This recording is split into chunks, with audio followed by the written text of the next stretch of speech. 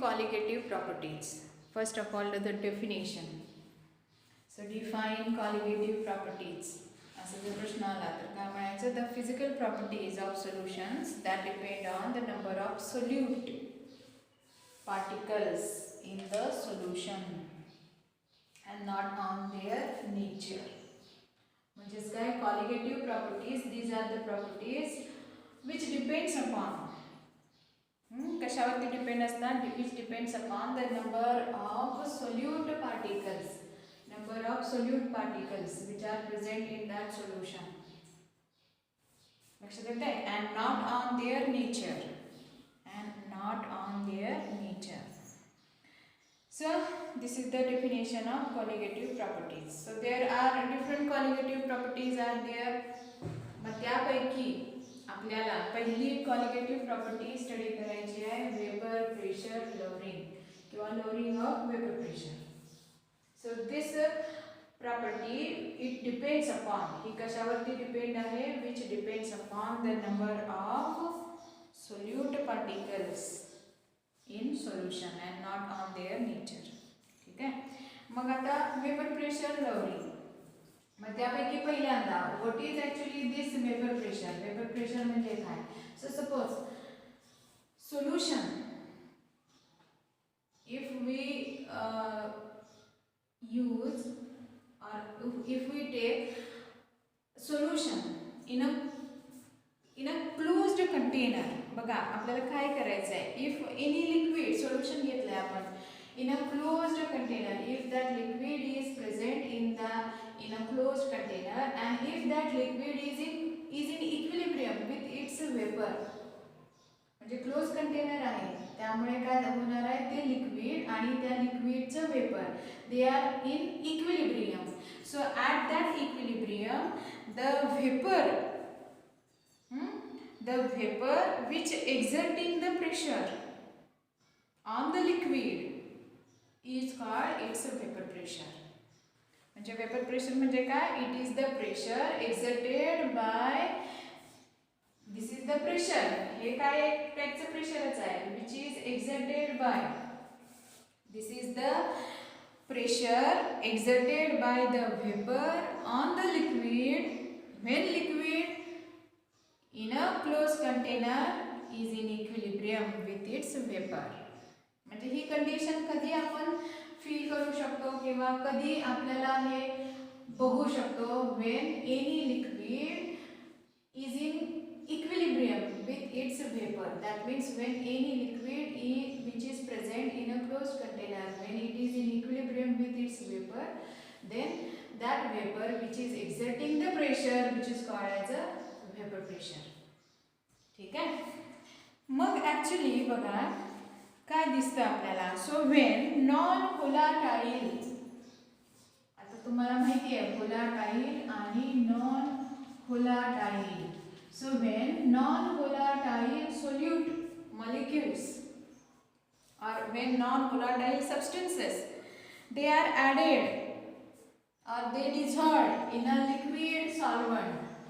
कशामध्ये आपल्याला ते डिझॉल्व केलंय, liquid solvent. when such a non volatile solid substance dissolved in liquid solvent, then it's a vapor pressure. It is observed that it's a vapor pressure, that means the vapor pressure of solution is lower. म्हणजे जे solution तयार झालेलं आहे, total जे यांचं जे solution तयार झालेलं आहे, तर त्या सोल्युशनचं वेपर प्रेशर काय आहे, it is lower than that of the pure, जे प्युअर सॉल्व्हंट आहे तर त्याच्यापेक्षा त्याचं वेपर प्रेशर काय झालेलं आहे, इट इज लोअर, कमी झालेलं आहे. मग actually what is the reason behind this. म्हणजे अजून आपल्याला वेपर प्रेशर लोअरिंग बघायचंच आहे, परंतु हे वेपर प्रेशर लोअर का होतं त्याचं आपण रिझन बघतोय. कधी when such non volatile substance is added in that liquid solvent. बघा याच्यामध्ये काय होतं ॲक्च्युली, इन आवर सॉल्व्हंट, म्हणजे जो आपलं दोन प्रकारे आपण कंपेअर करू शकतो. So suppose this is the beaker, हा एक बीकर आहे which contains the solution. This solution it is having the volatile याच्यामध्ये काय व्होलाटाईल सोल्यूट आहे किंवा सबस्टन्स आहे, व्होलाटाईल सोल्यूट आहे. तर काय so here so suppose this is the upper end और अपर एज. आपण वरची पातळी असं म्हणतो आपण त्या लिक्विडची. So here different solute molecules, all these are the volatile solute molecules. They are situated, they are placed in regular pattern. या ठिकाणी हे सगळे volatile काय झालेले आहेत solute molecules, they are situated or they are placed. Being volatile, these molecules which are in contact with upper level च्या contact मध्ये जे आहे, when they come in contact with this atmosphere, their natural tendency is to change into gaseous state. So thus they gets vaporized. म्हणजे त्यांच्यापासून हे असे vapours तयार होतात. But when in our solvent, हे जे आपलं सॉल्व्हंट आहे, when non volatile solute is added, बघा. So suppose this is the upper level, ही जी वरची बाजू आहे, वरची लेवल आहे, इमॅजिन करा. So here our certain volatile molecules, they are situated, but when we add here some non volatile molecules किंवा substance, याच्यामध्ये आपण काय केला किंवा सोल्यूट मॉलिक्युल्स ऍड केले, non volatile solute molecules. So some of these volatile molecules, ह्याच्यामध्ये जे काही व्होलाटाइल मॉलिक्युल्स आहेत, they get replaced by these non volatile molecules. काय होतं, याच्यामधनं काही जे दुसरे जे मॉलिक्युल्स असतात, नॉन व्होलाटाइल सोल्यूटचे मॉलिक्युल आहेत, ते जागा मिळवतात. So suppose here the orange coloured, these are the non volatile molecules and the remaining are the volatile. So this is the second level, third level, हे या ठिकाणी असे असणार आहे. But at the upper level, upper level ला काय असणार आहे, here most of these volatile molecules, they are replaced by these non volatile molecules, and these non volatile molecules, they have no tendency to pass in gaseous state. Only some of these volatile molecules, they get vaporized, and thus this area of the vaporization, or here the number of solvent molecules available for vaporization per unit surface area in the solution becomes less. म्हणजे so suppose this is the total solution and here volatile non volatile solutes are there, but at the upper level, at the upper portion surface area, these non volatile solute molecules, they take place, and due to this the space or the area which is occupied by these volatile solute molecules, it becomes less, and thus the vaporization per unit surface area in the solution also becomes less. म्हणजे या ठिकाणी काय झालेलं आहे, तर जे solvent molecule vaporise होत राहतात, जे सॉल्व्हंट मॉलिक्युल्स या ठिकाणी वेपोराइज होणार आहेत, दे वेपोराइज ॲट लोअर रेट. म्हणजे या ठिकाणी बघा हे वेपोरायझेशन कसं दिसतं या ठिकाणी, कारण here whole area is occupied by this volatile molecules and here most of the area it is occupied by non volatile solute molecules. So here the area which is occupied by these volatile molecules is less, and thus here the vaporization is slower. कोण हे वेपोरायझेशन slow रेटने करतं, तर solvent molecules than the pure solvent. म्हणजे जो pure solvent आहे त्याच्यापेक्षा आत्ताचं जे सोल्युशन मधलं जो सॉल्व्हंट आहे, तर त्याचं वेपोरायझेशन कसं होतं, कमी वेगाने होतं. लक्षात लक्षात आलं. म्हणूनच या ठिकाणी काय झालेलं आहे, there is a lowering of vapour pressure. हे कधी होतं, when non volatile solute is added into the solvent. लक्षात आलं. So this is called as a lowering of vapour pressure. ठीक आहे. आता आपण ह्या टर्म्स ज्या आहेत ह्या थोड्याशा नोटेशनमध्ये मांडूया आणि मग त्याच्यावरनं आपण एक एक्सप्रेशन मिळवूया. बघा, सो इफ P01 नॉट म्हणजे काय, it is in pure form. So if P01 is the vapour pressure of pure solvent. So this is the vapour pressure of pure solvent. P01 this is the vapor pressure of pure solvent. ठीक आहे. and P1 जर समजा आपण P1 घेतलं, P1 is the vapor pressure of solvent. कोणाचं आहे, vapor pressure of solvent above the solution. P1 हे काय, vapor pressure कोणाचं आहे या ठिकाणी, हे सुद्धा vapor pressureच आहे. vapor pressure of solvent.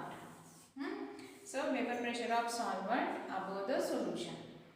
Then बघा, आपल्याला lowering of vapor pressure म्हणजे काय, हे जे प्युअर सॉल्व्हंट आहे त्याच्यापेक्षा हे जे सॉल्व्हंट ऑन द सोल्युशन जे आहे ह्याचं जे वेपर प्रेशर दिसतंय ते कमी दिसतंय. म्हणजेच आपण कसं लिहिणार आहे या ठिकाणी, so this P1 less than P01. P1 म्हणजे हे सोल्युशन मधलं सॉल्व्हंट आहे, त्याचं वेपर प्रेशर कमी आहे comparatively to the pure solvent पेक्षा कमी आहे. So P1 less than P01. So this is called as a lowering of vapour pressure. मग आता ही जी टर्म आहे ती आपण कशी मांडणार आहे, सो देअरफॉर कसं लिहिणार आहे बघा, delta P is equal to delta P, that means here the this is the lowering of vapor pressure किंवा change in vapor pressure. Delta P is equal to बघा P01 minus P1. कारण का, P01 म्हणजेच काय, this is the vapor pressure of pure solvent. It is greater than the vapor pressure of solvent on the solution, that is P1. So we can write delta P is equal to P01 minus P1. ठीक आहे. याला काय म्हणायचं, lowering of vapour pressure. आपल्याला formula काय मिळाला, lowering of vapour pressure delta P is equal to P01 minus P1. ठीक आहे. आता याच्या पुढे काय आहे, तर relative lowering of vapour pressure म्हणजे काय, सोपं आहे हे, याच्या पुढेच आपल्याला बघायचं आहे. Relative lowering of vapour pressure, relative lowering of vapour pressure ह्या टर्म्स आपल्याला वापरायच्या आहेत. But it is the ratio.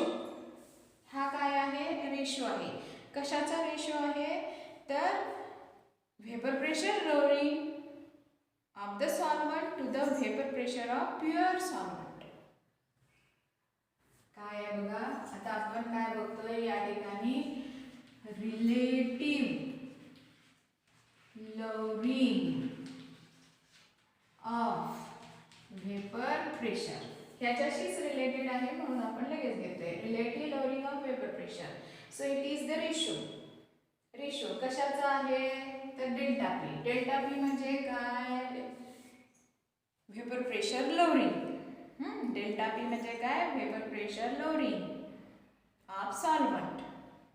कशाने त्याला डिवाइड करायचा, to the vapour pressure of pure solvent. Vapour pressure of pure solvent म्हणजे काय, P01. So relative lowering of vapour pressure is equal to कसं लिहिणार बघा, delta P divided by P01. Relative lowering of vapour pressure म्हणजेच काय, it is the ratio. Ratio कशाचा आहे, तर lowering of vapour pressure of solvent to the कुणाशी हे, vapour pressure of pure solvent. So relative lowering of vapour pressure किंवा relative vapour pressure lowering is equal to delta P divided by P01. मग आता delta P ची किंमत ही आहे, म्हणून आपण हेच कसं लिहिणार आहे बघा. So P01 minus P1 divided by P01. ठीक आहे, म्हणजेच delta P divided by P01 is equal to P01 minus P1 divided by P01. याला काय म्हणायचं, relative loading of vapour pressure. हा एक छोटासा पॉइंट आहे, एका मार्कासाठी याच्यावरती क्वेश्चन येऊ शकेल.